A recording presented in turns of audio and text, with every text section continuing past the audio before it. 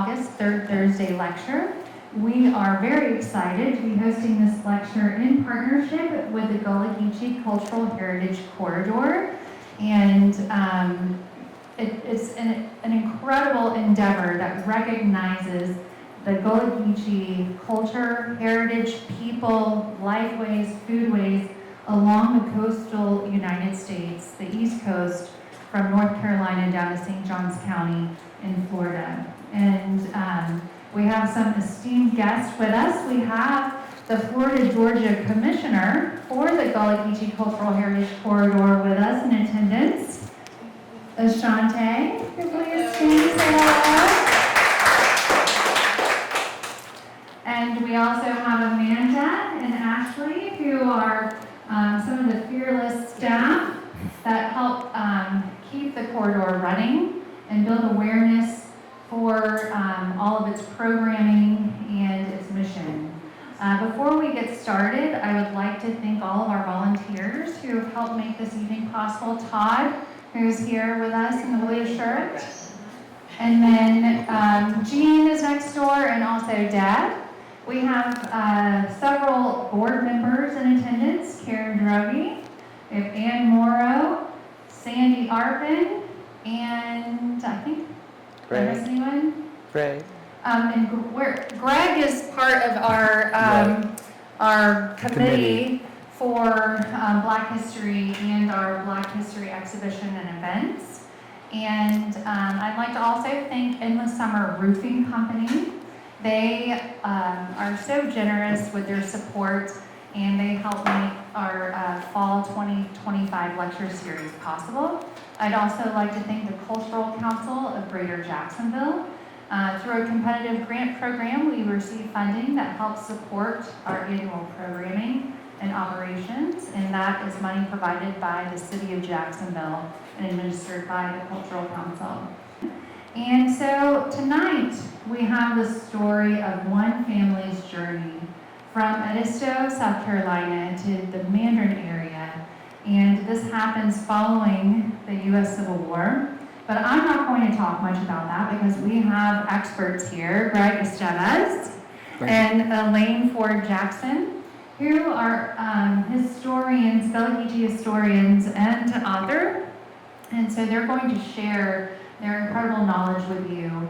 They'll also talk more about genealogy in general and what resources are available and resources that they have used. And Amanda, did you want to say a few words? You covered it. Oh.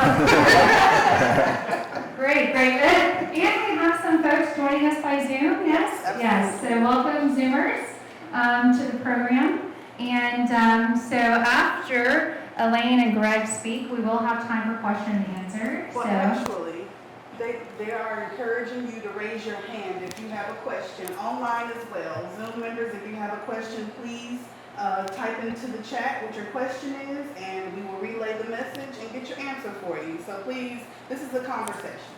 Great. So conversational format, I love that.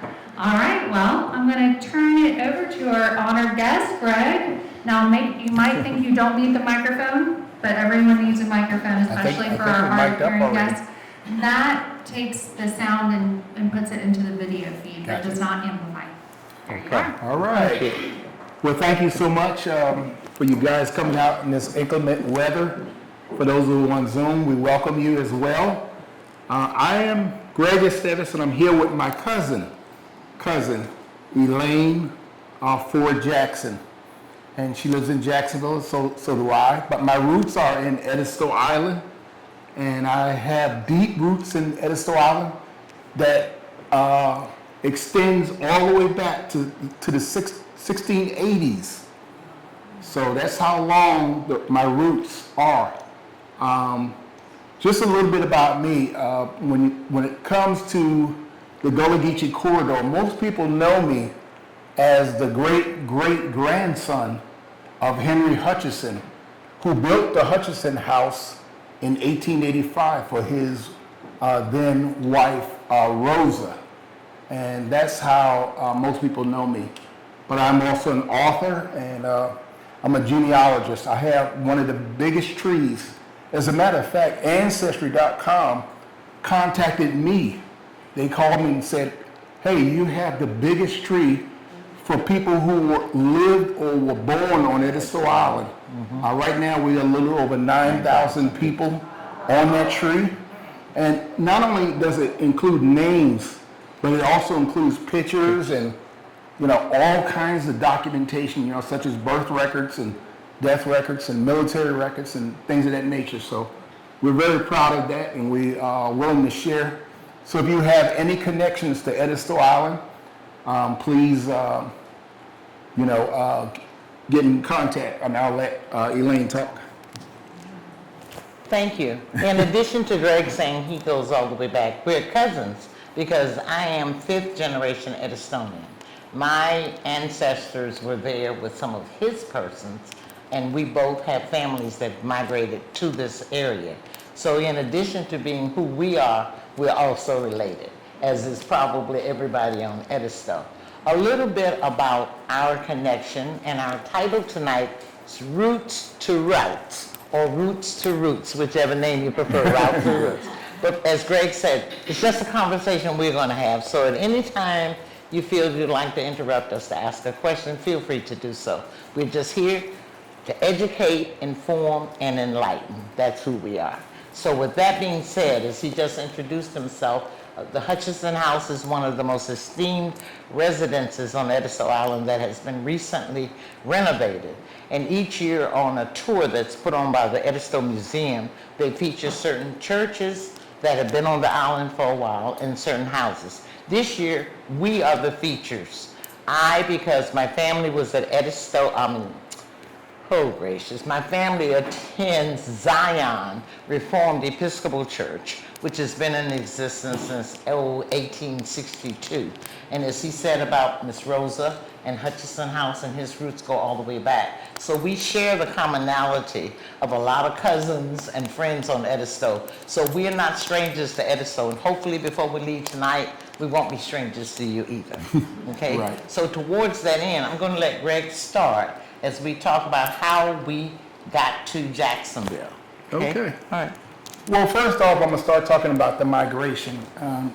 This is nothing new to human beings, I would say, because based on survival, people and animals for that matter, birds migrate, different, wildlife migrate, but so do humans, and a lot of times it's for survivability, okay? So we're talking about the routes. The most pivotal period in American history was the Great Migration, and this is when approximately 6 million people migrated to different areas. And it was for different reasons. But the main reasons was, number one, after slavery, it was freedom to move. And I know that sounds a little simple, but if you have been in bondage your whole life and you never had a chance to move around, that was one of the things. Also at the same time, there was rumors at the time because Abraham Lincoln was just assassinated. So what was it, President Johnson, who took over, Right. there was rumors that he would reinstitute slavery. So think about that. So they wanted to get far away from the plantation. And we also talked about to escape racial violence. That was another reason why they started to migrate or move around. So just for your reference, when I say escaping, you have to understand that at the time in South Carolina, there was, there's no other way to say it, was a ruthless governor at the time, and he actively tried to kill black people. Right. So at the time, blacks were being lynched at the rate of 6 per day, without any impunity, without any investigation. Just because he could. And that was only the ones that was reported. So it could be, the numbers could be higher per day, so they was escaping. And towards that end, as he said, escaping, I want to go back and just bring something up to carry us to where he is. Sullivan's Island, South Carolina, which is right outside of Charleston, and I'm sure today it is the home of the riche nouveau. The rich people can live at Sullivan's Island. Unfortunately, we remember Sullivan Island in a different manner. More than 400,000 enslaved Africans that were brought here from West Africa passed through Sullivan's Island en route to plantations and other houses. And unfortunately, they had to stop at Sullivan's Island because they wanted to make sure that we didn't bring any diseases that would harm persons that they were going to live with, work with, etc. So of the 400,000, that represented maybe 40% of the Africans that came through Charleston and Sullivan's Island. So can you imagine, I'm talking 500,000 people? And of the 500,000, Greg and I will venture to say that we know that at least 10% of that population did not survive being on Sullivan's Island because being isolated and even with the alleged diseases they thought we brought with us from West Africa, it made for a not very pretty picture. But through it all, again, roots to roots, we survived it. And towards that end, as he just said, we migrated because of different reasons. In addition to the brutality of slavery, there was also some sunshine. We got people to understand that we too were people who brought trades and skills. 90% of the enslaved Africans, ladies and gentlemen, that came to this country via the slave trade were Muslim people. We brought our religion with us, we brought our culture, we brought our customs. So towards that end, those standards kept us going when nothing else would. Religion was very important to us and still is. And even though we talk about the different factions of religion, we still are represented on Edisto by all of the major religions, right? Absolutely. Presbyterian, Catholics, Episcopal, you name it. And African American Methodist, Baptist, Reformed Episcopal. So we were able to be inculcated into a culture that we could not speak the language, but our mores that we had, that we brought with us, enabled us to be able to learn and teach each other. So when you think about the brutality of it, think about a people who came here with everything intact, not wanting to be enslaved, but we took what we had and we used what we had to get to the point that we were able to change the culture of the people who enslaved us. You know, some people think about it, well, we kept the babies, we changed the diapers, but we taught people what we already knew. And that's a very important factor. As he said, he goes back further on the island than my family did, but through it all, we each learned from each other. So towards the migration, I'm gonna let Greg talk about how the 21 families, is it 21, 25? 25 families got here. Well, the other reason why was economic opportunities. At the time, there was the state of Florida had a Homestead Act. I think it was the Homestead Act of 1870, and this granted Civil War veterans 10 acres. So with that, you know, because they were able to, with the acreage, they were able to farm the land and also have economic empowerment of their own. So there was also other industries when it comes to working on the railroad, turpentine camps. Two of them, you know, I can say right away was in Bayard, if y'all familiar with that. That area, and also Greenland. My cousin Kelly Johnson is here, and she's from Greenland, and her family has been there for several years. She lives off of a street called Pine Street and also Cedar Street. You get the connection with the trees. So, and 80% of African Americans who came to North Florida came via the railroad.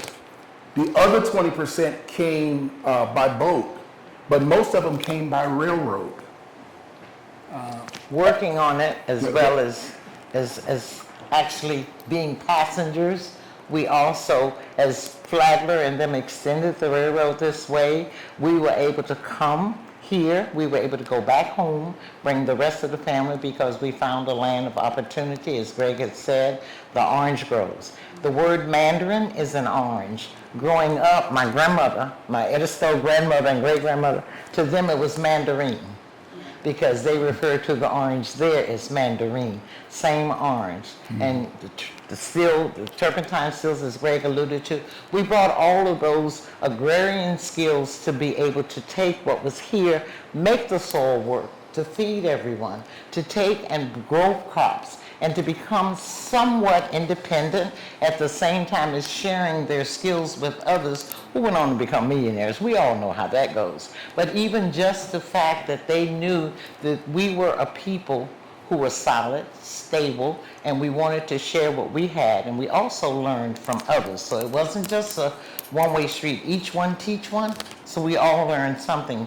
But the one thing about this area, Mandarin, we are embedded in this area, beginning with, as you say here, the boats. You see them doing the trees, the mandarin oranges, as I say, the oranges. And here, don't forget, we built the railroad. So coming south, we took our skills that we either brought with us and or learned, and we were instrumental in Flagler extending as they started from South Carolina, coming this way, and paid us wages. That becomes very important because that helped, right, Greg? Sure. To give us financial independence, albeit small. It gave us a degree of feeling welcome, warmed, and included. I just want to say one thing about the railroads, and this is another misconception when it comes to U.S. history. Oftentimes when you talk about the railroads, the misconception is that the Chinese built the railroads primarily. They did not. African Americans built the railroads. As a matter of fact, in this country, and I've done the research, 80% of the railroads that were built was built by African Americans. Now, the Chinese did build, but they built further west, and they only built 20%. So I just wanted to state that because that's a misconception. Before we go any further, we love questions. Ask us a question. Yes, please. Everybody's looking at us like we're captivated. No. Does anyone have a Well, question? this is a group. This is a group discussion. Right, Yes. right. And two cousins standing up here having a conversation, so please feel free to join in. Yes. Yes. Miss Kelly. I have a question. Was Florida Spanish owned? That's the reason why a lot of African Americans migrated here. We primarily in this area, St. Johns County, St. Augustine. So when you talk about Menendez and those, they came by boat.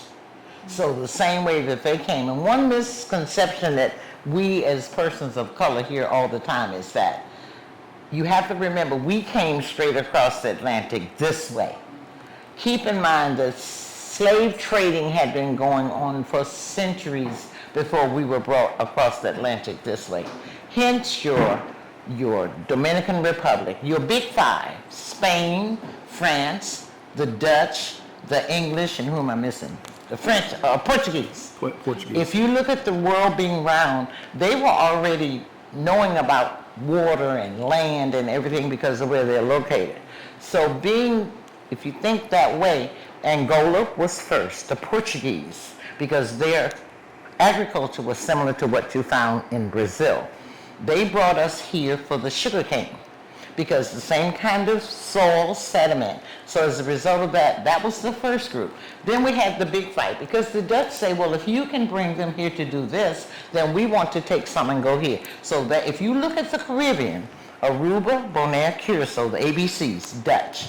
You look at Brazil, Portuguese. You come over to Jamaica. Now, Jamaicans are a little different because they came both ways, but Jamaica is British. So, and look at all of your islands, Tortola, the U.S. Virgin Islands. So technically, we are the same people. But also remember, we went from here to there.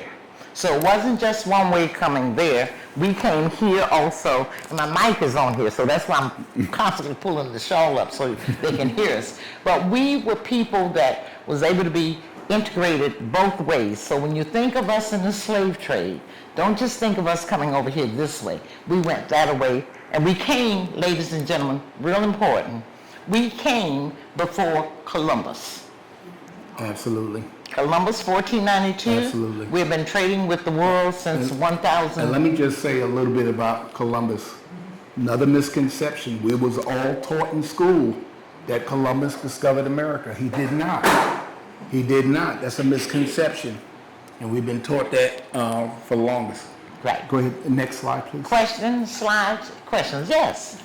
Thank you. What part of Africa did the people from Edisto come from? All of us came from West Africa, Yeah, West Senegal, Africa. the Gambia. Yeah. Could you repeat the question? I'm sorry. Repeat their question. Repeat the question.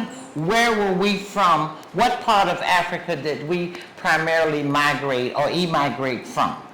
And the answer partly is that we came from what's considered West Africa. We came from the Senegal, the Gambia, Ghana, that whole area, that strip there. As a matter of fact, Sherry, the door of no return is in Ghana. and Senegal. Right, so when we talk of the door of no return, that's where the boats were that when we were taken or we were purchased, we got on the boats at 2 locations. As a matter of fact, I'm going to Ghana with my daughter next week, but she's also been to Senegal, so we'll be doing both. Take me with you. But our point of coming to America, the movie, if you remember Eddie Murphy, Coming to America, we came through the door of no return in Dakar, Senegal, and Accra, Ghana. So when you think that's all West Africa, but to answer your question, 90% of us that emigrated here came from West Africa, not to be confused with the big 5 I just spoke of that came this way, which is why we make the statement, Columbus in 1492, get it out of your head. We were here before Columbus, because he really discovered the Dominican Republic, if you want to say discover, okay? Right.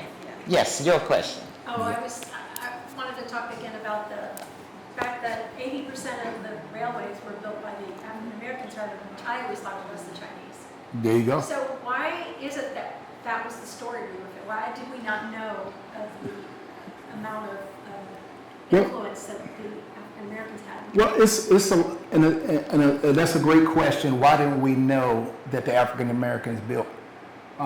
Again, and this is relative to today, if you can think about it. Today, as we speak, there's a concerted effort to erase or either minimize the contributions and achievements of African Americans. If you're paying attention, this is happening in real time as we speak. As we speak. And I want to let you know, and that's a great question. This is near and dear to my heart, and I can tell you why. Our cousin in Edisto Island, there is a slave cabin at the National African American Museum That's our slave. of our History and family. Culture. That's our family. family. And Yes. there's threats.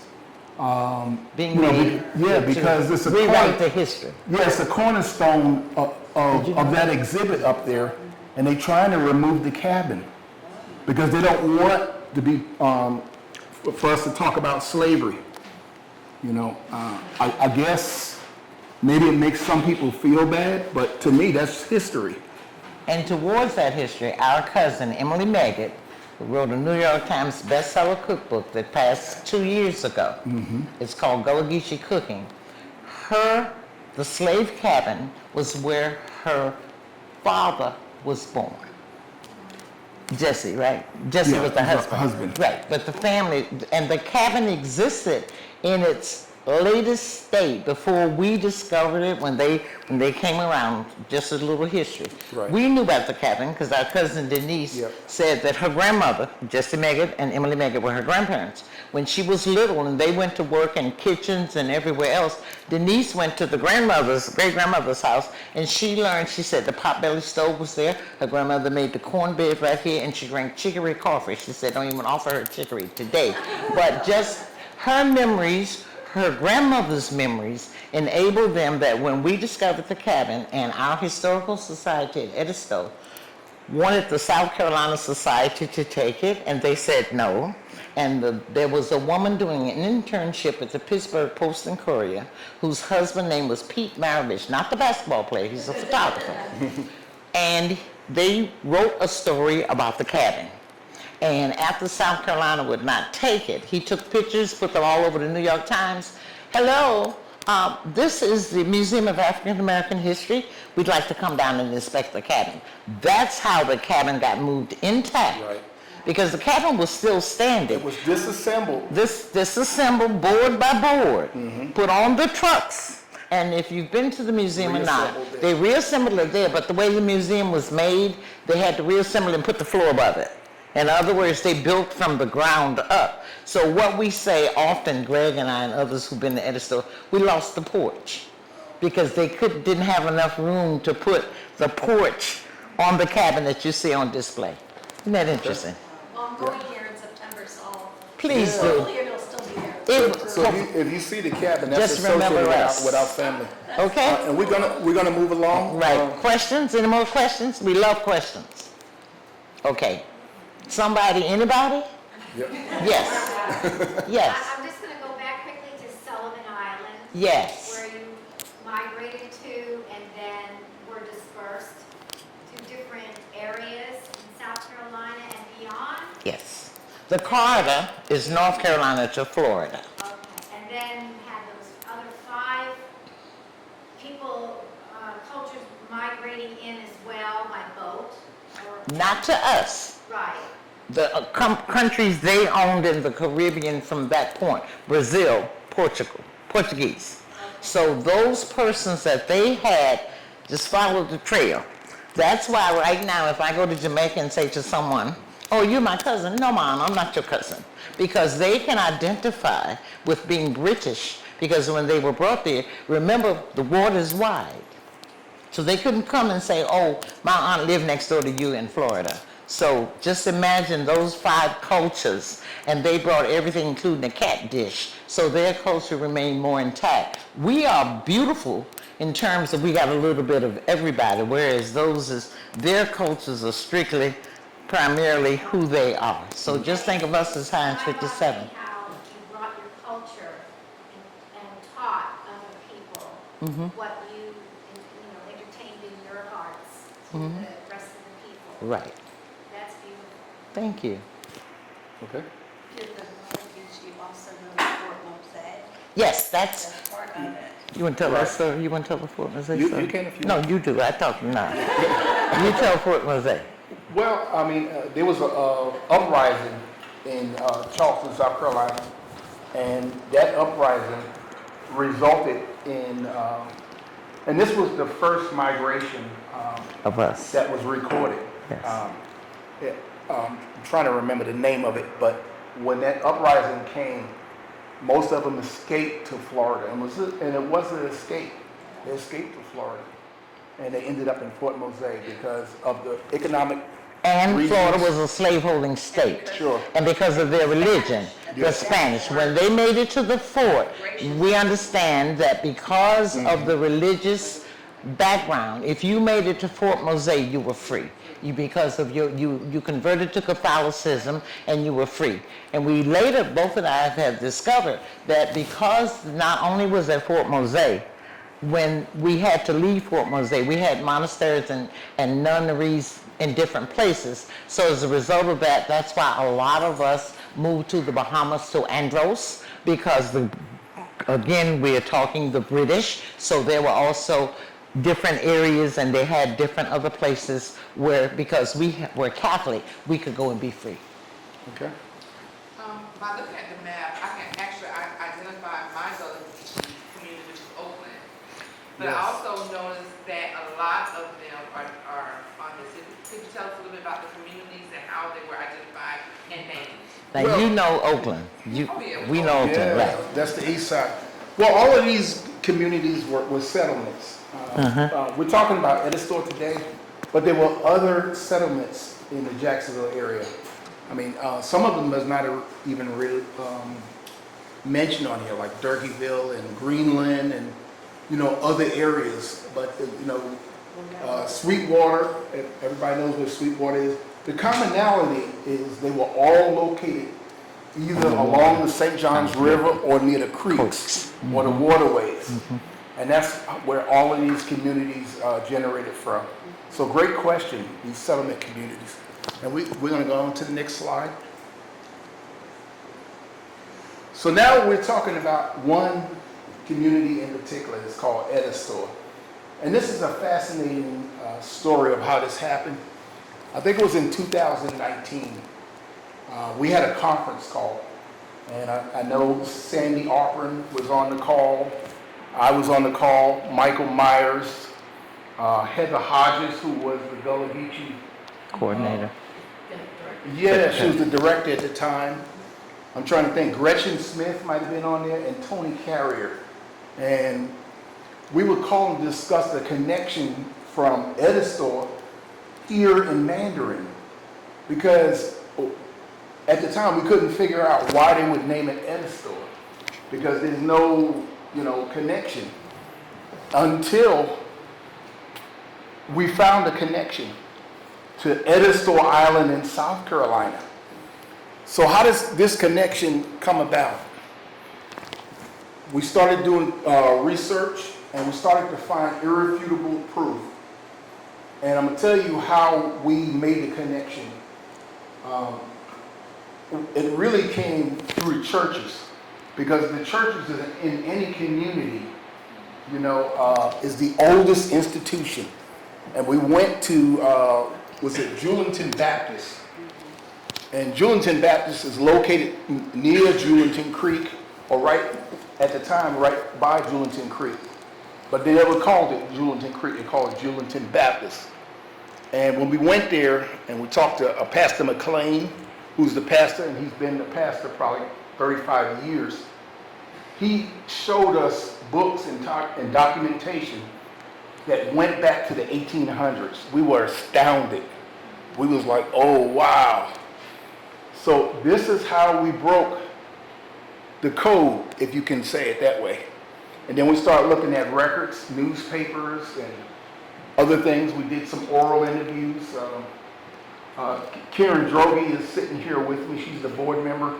And we, a lot of this we did together. We did this work together. And this was the start of the exhibition that you have there now, or exhibit, I'm sorry, with Black Mandarin. Right. So that was the start of that at the time.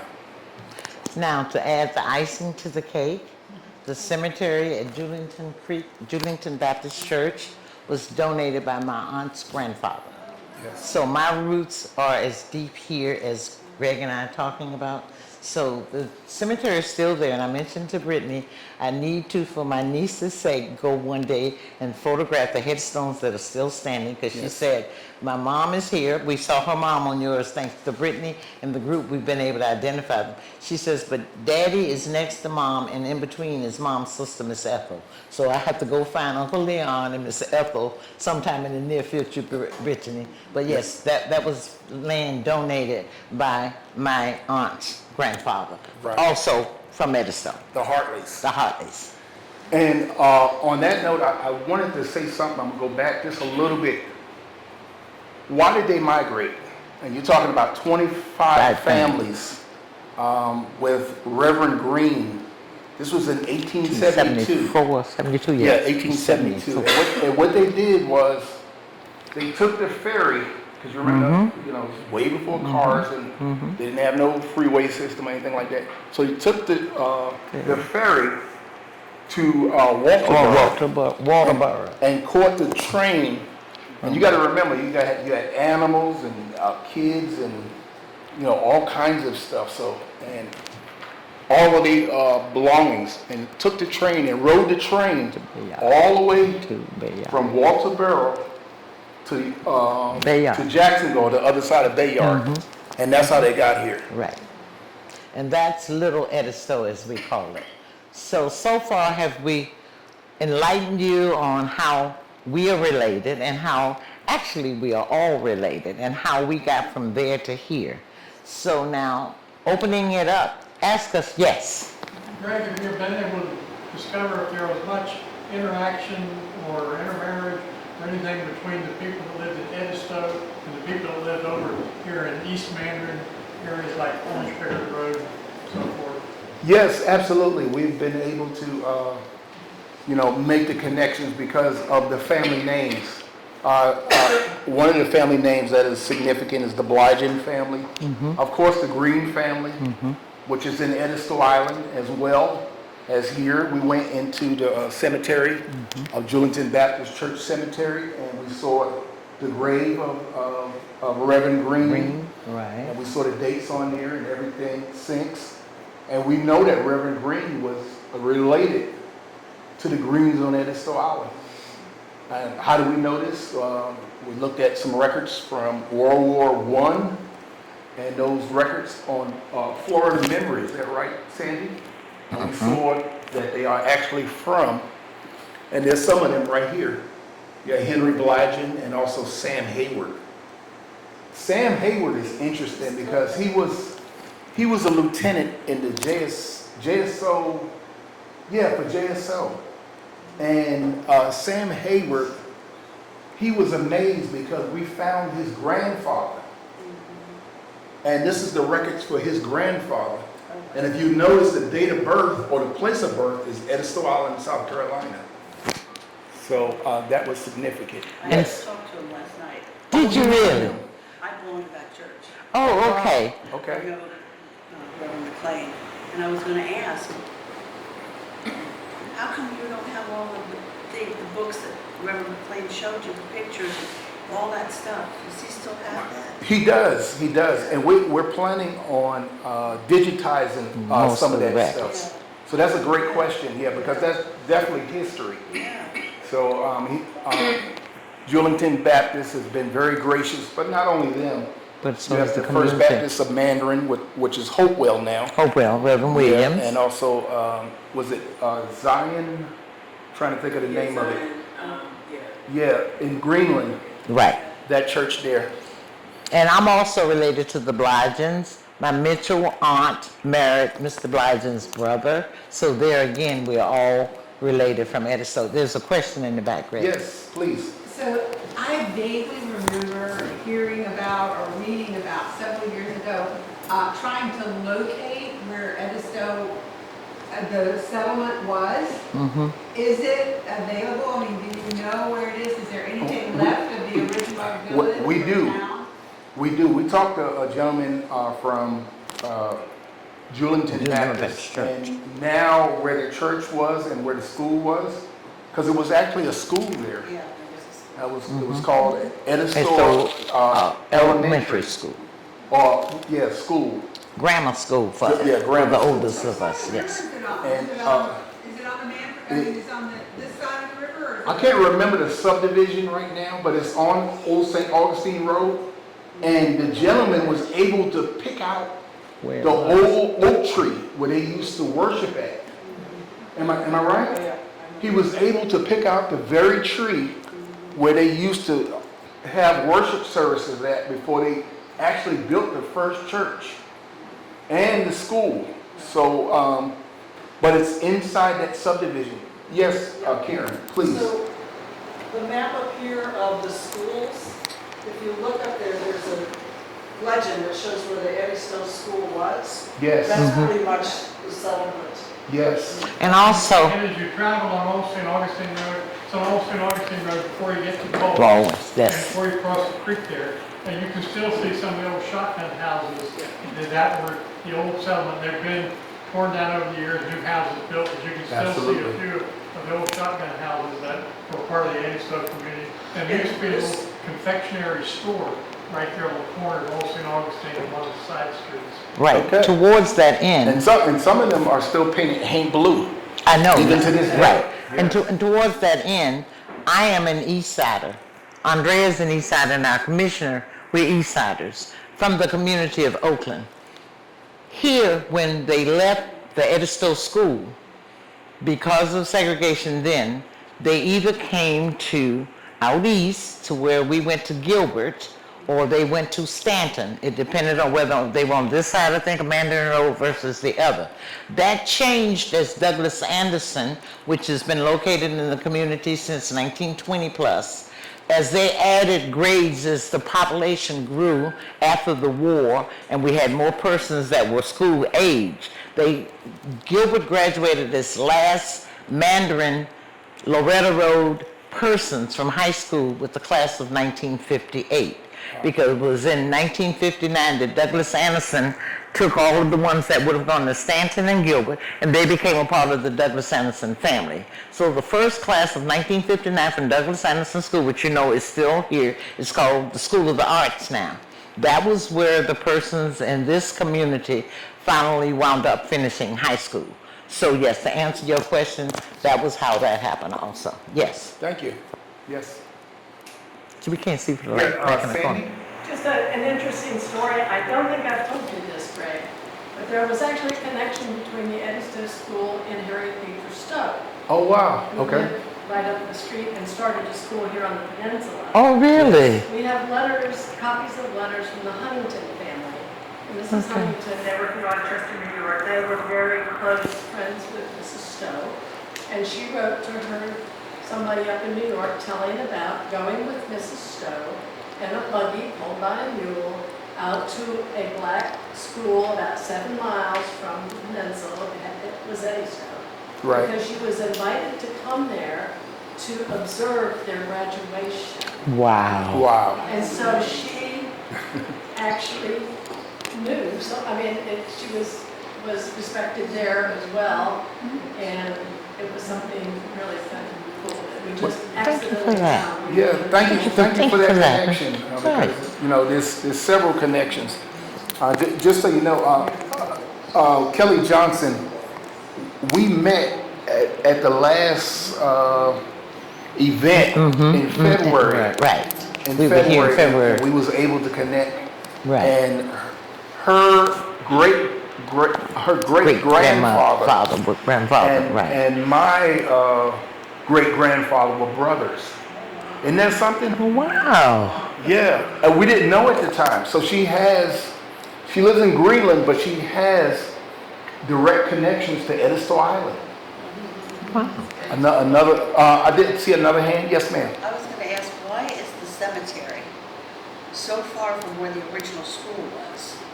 Because the cemetery now is surrounded by neighbors. You mean up here at Julington? Yeah, it is.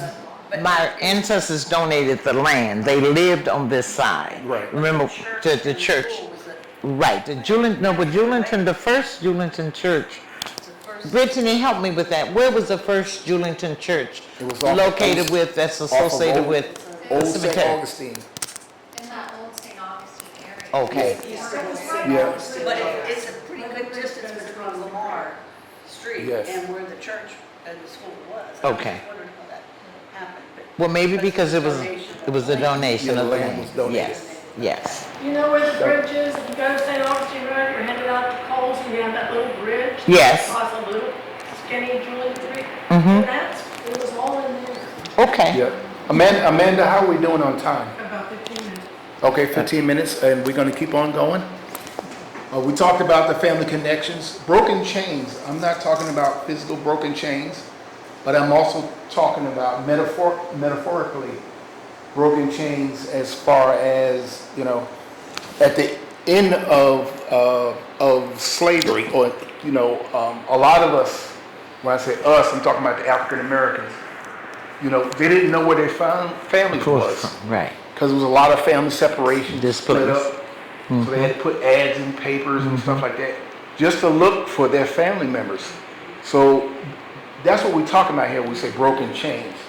So if you ever done any ancestry work on, you know, the African American community, you will understand that a lot of times you run into a brick wall because you can't find your family members because they went somewhere else, or they, you know, went to another place that you didn't know.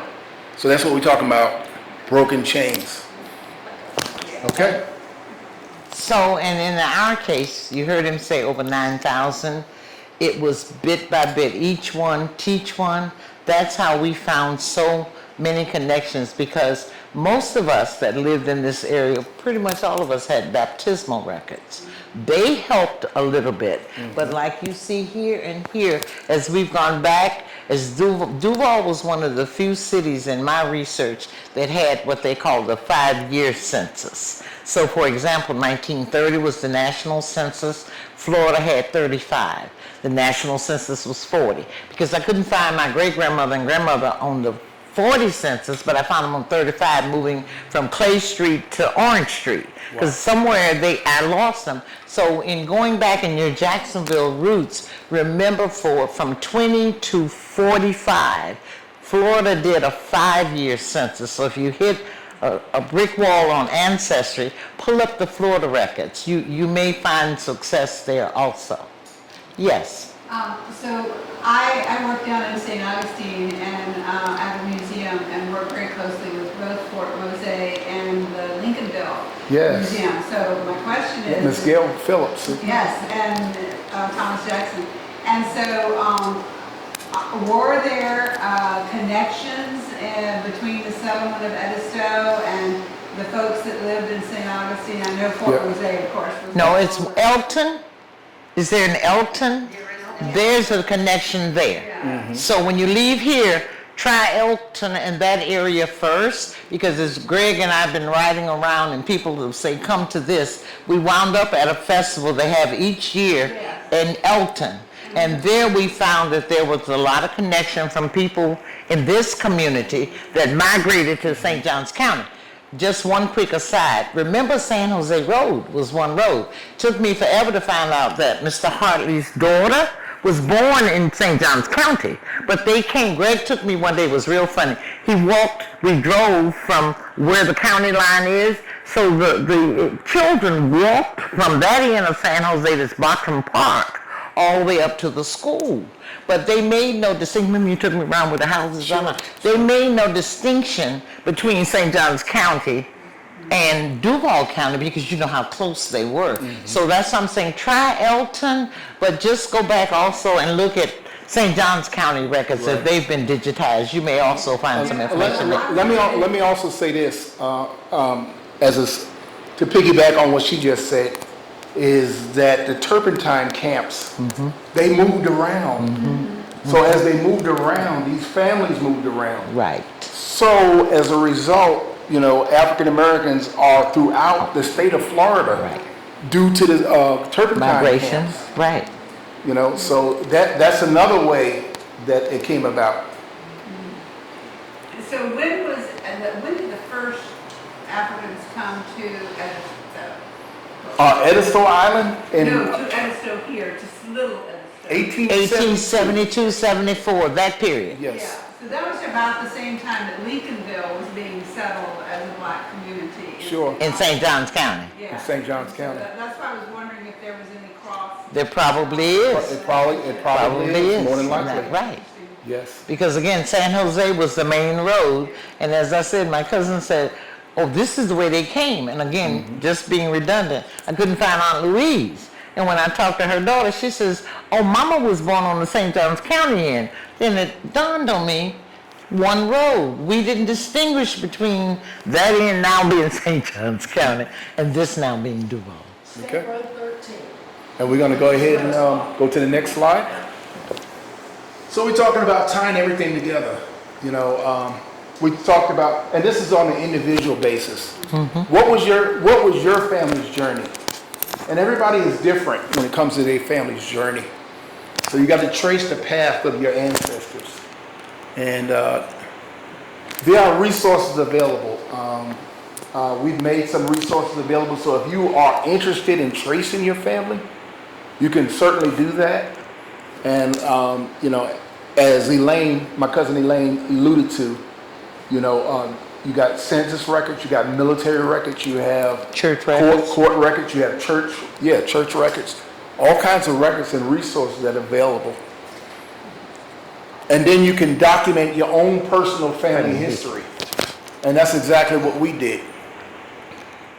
And remember, we didn't move around that much once we got settled in this area. So there is a wealth of history. Greenland, for example. I went to Mount Olive AME Church. All the Dems came out of Greenland. All of them went to Mount Olive with me. And their people are from where Regency area is. So the whites and all that. So that's what we mean about just a little bit will get you a little bit more. Because when you said Greenland, I had to smile. Because again, they came from Regency to Greenland to here. Right. So, any other questions that you have? We love questions, and we're here for a few minutes afterwards. I think, Brittany, if we can have, if anybody wants to come up to us and ask us questions, would that be okay? Okay. I have one. Where exactly was the East Mandarin School? Do you know? I'm trying to think, could that be off of Phillips? East Mandarin? It's at, Brady and Orange Picker. Oh, Orange Picker. Orange Picker The Road. reason I ask that is my mother. Do you know where the Mandarin library is? Yeah. Right across the street. My mother was born on Triangle Farm, which is where the Presbyterian Church is across the street. Okay. And she always said that she was born in East Mandarin. Okay. So I was just wondering if that school that's on your map was. That school is not, but that was also a school in the Mandarin community, and that was closer to Orange Picker. Okay. And also, I found out this was called South Jacksonville. It took me a long time to realize they were talking about this area, but in going back to the early 1920s and stuff, it identified just South Jacksonville. So I don't know whether that was because we were across Main Street Ridge, Phillips Highway. All right, any questions? Yes. Greg, I was going to say that, for a long time, the old timers thought of Mandarin as everything west of State Road 13. Okay. And so the area of Orange Pickers would be the east part of Mandarin, even though when you think of Mandarin now, everybody thinks of all the way to US 1. And Sure. so you had Mandarin, but then you had Loretta, you had Green, you had Sunbeam, you had Bayard, all of which back then were considered part of Mandarin. So Okay. East Mandarin was east part of Mandarin, but west of Santa Fe. Absolutely, And absolutely. we weren't, Mandarin wasn't Jacksonville, we were 20 miles south of Jacksonville. I think that's why they, That came about during the consolidation. right, consolidation. Because that's why when we kept looking South Jacksonville, but towards what you're saying about Mandarin and this whole area, I've often heard, I don't know how true it is, and historians correct me, that because of Kingsley's plantation being down the whole river, Orange Picker Road, we had strawberry, one of his plantations was strawberry, Orange Picker Road, Fruit Co. Is there anything to that myth that all of his plantations had fruit names? We've heard that often enough that I didn't know whether it was a myth or truth. But Orange Picker, you all had fruit names over here. Fruit Cove, Yeah, Fruit Orange Cove. Picker, Mandarin, the orange. They actually grew lemons over here as well. Further down San Jose, towards the river, off of Green Ridge Road, there was another plantation. Yes. Didn't have any fruit name. Okay. It was Red Bank Plantation. Red Bank. Okay, was it a Kingsley plantation? No. Okay, okay. But it was a sea captain in the 1700s who rented that land by the King of France, of Spain at the time. But there was a big community up there that was servicing that plantation. I don't know if any of those people were connected to Edisto at all. Could be. Could be. Absolutely But that was could be. called Red Bank Plantation. Well, thank you. We can look Thank that you. up. It's 'Cause it on might be- Green we- Ridge Road. The house, the plantation home, is a personal residence today.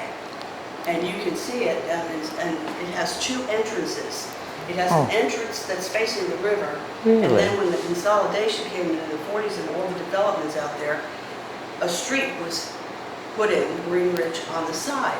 And they were required to put the front door facing the street. So this house has two front doors. Is that Wow. right? Okay. It's Wow. beautiful, it's been renovated, it's a beautiful I home. can imagine Okay. so. Privately I owned. see a hand back here. I just want to know, when are you going to write the book? Greg or me or both? Yeah, Greg? Greg, no, I've written 3 books. I have It's time to write a no book. plans. I was talking to her, Nah. her daughter Sherry, and I said she needs to write a book because Nah. she has so much information. I mean, it's like she's like a living encyclopedia. Not really. So, Not really. But just like I said about Greenland, you start small, and when I went to tracing back, Uncle Leon worked at the Mayflower, then they moved, when he married Miss Hartley, and they moved to this area, we got familiar family with all the Hartleys. Julington Baptist Church, as I said, Mr. Hartley's, my Aunt Louise's grandfather, donated the 2 or 3 acres that Brittany knows she's going to show me. But her research found them in that cemetery. So that's how a little bit, and I promise you, Greg will give a lesson in how to get started, won't you, Greg? And I'll help. My grandfather, what I think is his father, and then it's like smoke, in terms of trying to figure out who, I mean, maybe it was before they had names. Sure. But I'm just trying to figure out, where do you go when you hit a brick wall? What's the time period? It's in the 1800s. Yeah, that's some of the difficulty when you're talking about African American genealogy. Right. Because most times, and we found it, that most people can't trace their family lineage past their grandmother. And the reason why is because of family separation, movement, and also we weren't counted. Yeah, we were counted as chattel property. Right. So as a matter of fact, we didn't get our names, or when I say names, last names, until after slavery, which was 1860. So who were we then? And what was our names then? And then after slavery, the greens for the grass, the brown for the earth, the white for the cloud, the blue for the sky, because we didn't want to have the enslaved owners' names as our last names. Right. So remember that. We chose names that, I mean, when you think of the colors, blue, green, brown for the earth, white for the clouds, yellow, sunshine, anything that did not denote that we were enslaved or owned by someone else. So we chose those names. Johnson, son of John. Jackson, son of Jack. So those are some of the things to look for when you're going back. That was how we came up with what we describe as our last name. Now, of course, he's got the Hutchison piece and the Meggett piece, but that's because at the time that all of that happened, Edisto was still one island and everybody was there. But when we expanded and look, you heard me say I have Johnson relatives, son of John. I'm a Jackson, son of Jack. And my husband's people were from Winyah in Georgetown. So again, rice. So we named ourselves after freedom with whatever we saw that made us white, Sure. black, green. Just think of us in the colors, and then you might be able to go back to go to a church or find them that way. Because one of the greatest discoveries is when I saw my great-grandmother. I said, I found my great-grandmother. And it's touching to any of you. You know what I'm talking about. A lot of you all know what I'm talking about. And we didn't necessarily find them at Zion Reformed Episcopal Church. We might have found them in the graveyard, or we might have found them working in someone's house in 1918, but we had an identity to go back to. So don't give up the search. If you hit a stone wall, it took me years. My daughter will tell you, it took me years, and the day I found that one ancestor opened the world for me. The black cemeteries are key. Exactly.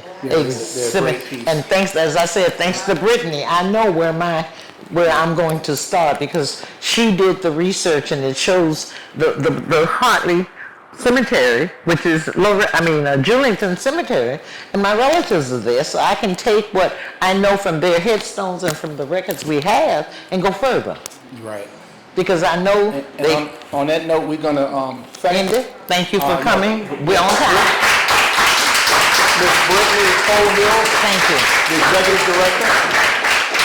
So just quickly, Elaine's giving me a lot of credit, but there was an entire committee that did a ton of research for that exhibit. Thank you. Karen and Sandy and Thank you. Karen, Thank you. and there were others who aren't here this evening, and it was the work of that committee that, discovered where your family is resting, and so you're too kind giving me credit for that. So Greg sent me about 4 pages of resources. It's incredible. He said, well, I have a few things I can send, and I opened the document and thought, holy smokes. So instead of printing it, because there's tons of links that you can click on, if you sign in at the front desk in the museum and you select that you want me to email you the resources, I'm going to follow up with an email, and it's 4 pages of links. And then something that we have going on over the next few months in partnership with the University of North Florida They have given us a grant for $5,000 Oh, wow. to upgrade our IT infrastructure and in the archives. Good for you. And that is going to enable us to go out into the community, and we have an archives fellow that's going to be working with us for this fall semester. And the purpose is to go out to these churches and digitize those records. Wow. And then, you know, they'll keep custody of the physical records, they'll receive a digital copy, then we will have a digital copy, and through these upgrades, that research will be available online to anyone around the globe. And so our goal is to get all of these records in the Wow. Mandarin area available online to everyone. So stay tuned, that's coming. But I'm going to turn it over to Amanda for some final words. Oh, and anyone in Zoom, if you want the resources, type in your email address or you know, signal to us in some way, and we'll get those to you. Absolutely. Thank you. Thank you, Elaine. Thank you, Greg, for sharing your expertise and your family story. Thank you, Brittany, for inviting us to do our program here at the Mandarin Museum. And also, I want to thank our Florida Commissioner, Ms. Green, for coming to join us this evening. Your support really does mean a lot. I want to add a little context. Roots and Routes is a 3-part series. Our first session was last week, and we started off with Althea Sumter, Dr. Althea Sumter. She set the foundation for this. She shared the story of the full migration story, not just the family story. So you're getting a more, a more intimate story. Next week, we have Sandra Marine, who's with the Jacksonville Gullah Geechee CDC, and she will be talking about Pathways Forward, a call to action. You can register for that online, and we hope that you join us. It's the same time next week. These stories will also be on our YouTube eventually. It'll be a 3-part series, so you'll get the full story. And I just want to, on behalf of the Gullah Geechee Corridor, I want to thank you for joining us.